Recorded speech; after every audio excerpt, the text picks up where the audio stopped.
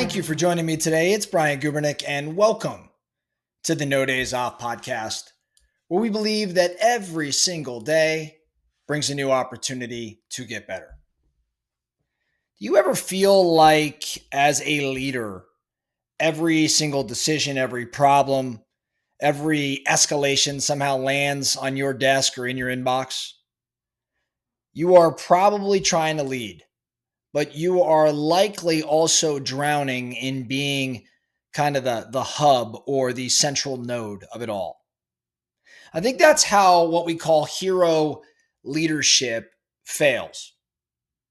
Today, I want to dive into this newer concept, at least newer to me, something I just recently learned, and it's called Teamship.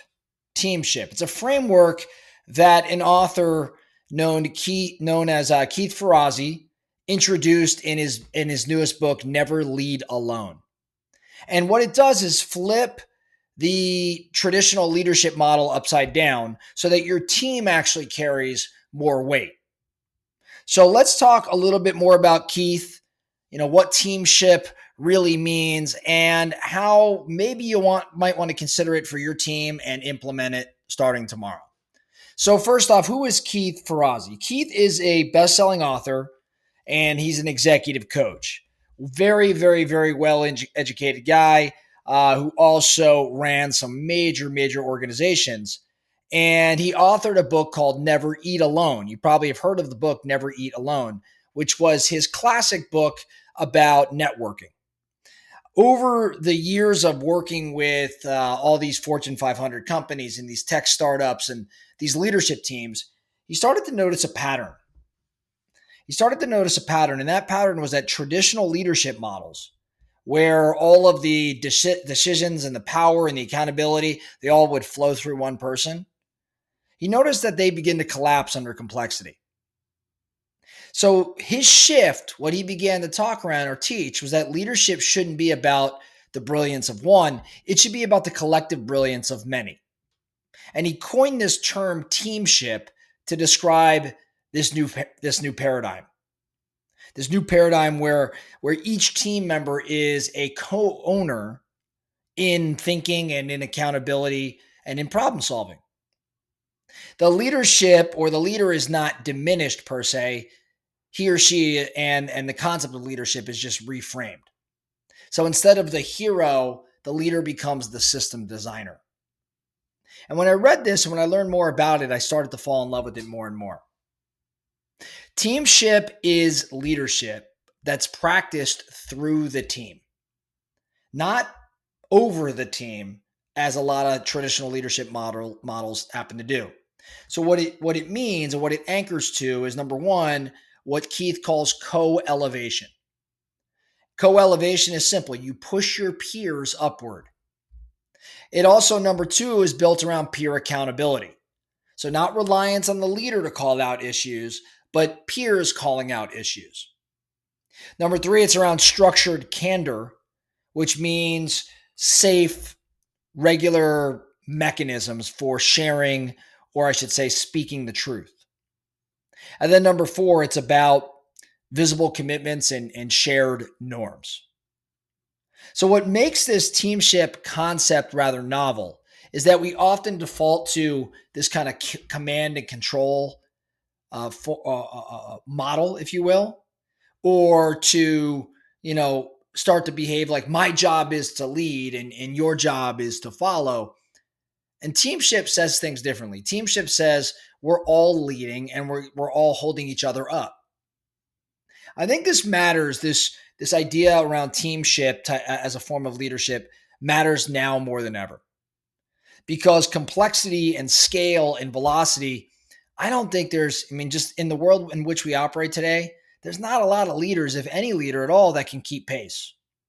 The burdens of decision-making and oversight and innovation, they always bottleneck at the leader. Teamship actually distributes that weight. It accelerates decisions. It surfaces issues earlier. It binds people a bit differently than in models past. And ultimately, I think it saves the leader from burnout. So in these volatile markets or these fast-scaling teams, I think this sort of model where the team is more deeply involved is essential. If you think about maybe some examples, let's take like a real estate team. Like a real estate team. Instead of the traditional command and control model, I think in a teamship sort of world, agents start holding each other accountable to make their lead follow up or to track their leads in the CRM or to you know role play, or instead of you as the leader having to monitor them, they're monitoring one another. In a, call it, high growth startup, instead of traditional status updates, the team runs stress test reviews where everyone presents, what stuck and where they need help. And then peers begin to jump in to unblock in those places where help is needed. In Ferrazzi's playbook, this is exactly what's discussed. These are not theories. They're already practiced in a lot of high performing organizations. And I think you can implement some of this too. So how do you go about implementing this concept of teamship in your world? I'm just going to give you, we can't possibly cover the entire conversation he has in the book in one episode here today, but let me give you the first, call it, 4 moves that you can make this week. I think number 1, we can start by declaring your intent. So in your next team meeting, maybe say something like, hey, we're going to experiment with this new concept that I just became familiar with, known as teamship. You're going to see some new practices out of me. We're going to shift our accountability a little sideways. We're going to test this out together. So number 1, I'm going to declare the intent. Number 2, I'm going to build out a 1-page social contract or team norms. So in a 30-minute session, let's codify the 5 or 6 behaviors that everyone on the team agrees to. For example, we speak what's true even when it's uncomfortable. Or we own problems, not just tasks. Or we help each other proactively. So come up with this new social contract around what teamship and teamwork and like co-leadership and co-elevation might look like. Make it visible and then revisit this at each meeting or every month. So number 1, declare the intent. Number 2, build this social contract. Number 3, start to use candor prompt in your next meeting. Candor prompt. So what does that mean? Toward the end, ask, hey, at the end of the meeting, ask, hey, what's something we're avoiding discussing that we must surface? That is a candor prompt. What's something we're avoiding discussing as a team that we have to surface? And then maybe break the team into pairs for a couple minutes and then share 1 point each. And do this sort of thing consistently. And what it does is not just surface, some things you've been avoiding discussing, but it also trains this degree of emotional safety. And then number 4, what I would say is take one of your meetings and shift it from whatever it is you were running to what I would call, or what Ferrazzi would call, a stress test plus ask format. Stress test and ask format. So instead of providing status updates, go around the room and ask each person to answer the following: what's working, what's stuck, and then state specifically what I need from you. And then let peers offer direct help.